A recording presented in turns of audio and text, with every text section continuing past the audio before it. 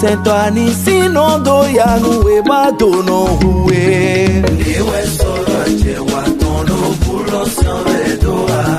Penaro de gowe muveno fili utono ilisu Santo Anisino. Ma Bible au quotidien, le verset du jour, Colossiens chapitre 4, le verset 2, je cite. Persévérez dans la prière, veillez-y avec action de grâce.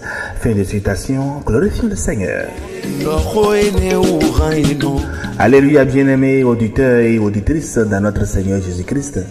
Notre verset du jour, Paul l'écrivait depuis sa cellule. Il était attaché, immobilisé, séparé de ceux-là qu'il aimait.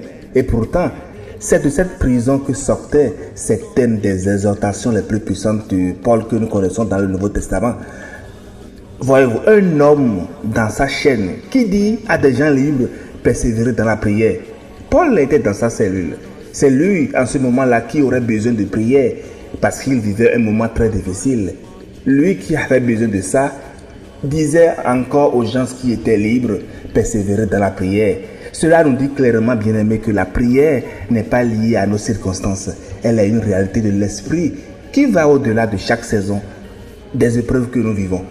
Le verset dit, persévérez dans la prière, veillez-y avec action de grâce, persévérez. Cela évoque, bien aimé, un attachement tenace que nous avons, une constance déterminée. On retrouve cette même posture lorsqu'on lit Actes des Apôtres, chapitre 1, le verset 14, lorsque les 120 disciples ont persévéré d'un commun accord dans la prière avant la Pentecôte. Et aussi, lorsqu'on lit le chapitre 2, 42 de Actes, quand la première église fait de la prière le pilier même de sa vie communautaire. Chers amis, la prière persévérante, je vous dis, est pour nous tous aujourd'hui. C'est le rythme même normal d'un croyant. Lorsque nous sommes croyants, nous devons vraiment persévérer dans cette prière-là. Le verset dit, persévérer dans la prière, veillez-y. Veiller ici, c'est le verbe de la vigilance. Jésus lui-même l'a employé dans le jardin de Gethsémani lorsqu'il dit veillez et priez. Matthieu 26, le verset 41. Veiller, c'est bien prier avec les yeux ouverts. Ouverts, conscients des enjeux spirituels qui nous entourent, conscients du retour de notre Seigneur qui s'en vient prochainement. Et en Matthieu 24, le verset 42, Jésus ajoute veillez, car vous ne savez pas quel jour votre Seigneur viendra. Bien-aimés, nos prières de ce moment-là que nous faisons ont un poids éternel que nous ne mesurons toujours pas. Parce que lorsque nous adressons nos prières à l'Éternel avec un cœur sincère, il répond toujours. Veillez-y avec action de grâce, nous dit le verset. Avec action de grâce, c'est même la dimension que je trouve très intéressante.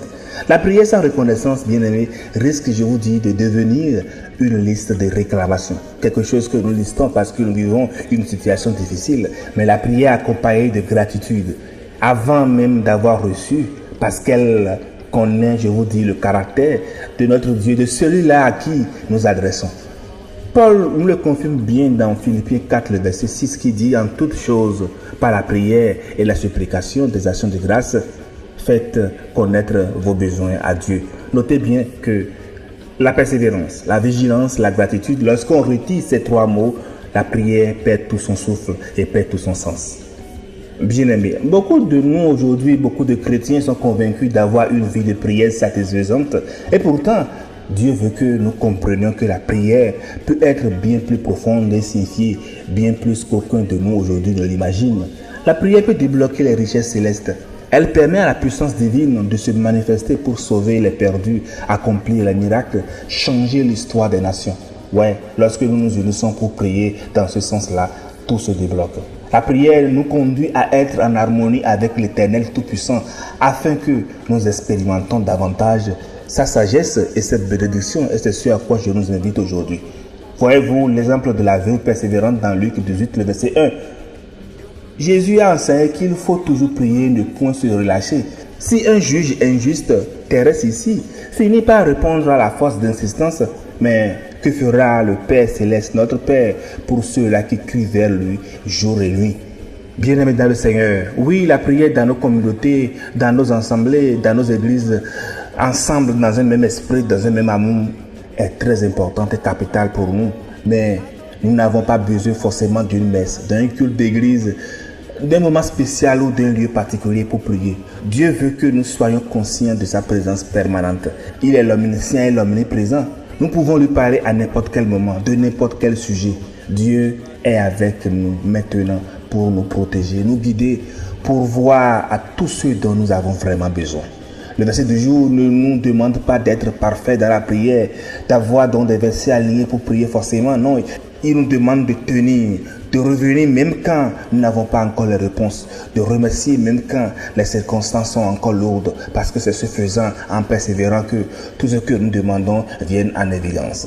Chers frères et chers sœurs, retenons au travers du verset que la prière persévérante n'est pas le signe que Dieu n'a pas entendu, mais c'est le signe que nous lui faisons confiance assez longtemps pour recevoir sa réponse dans son temps, le temps qu'il a déterminé.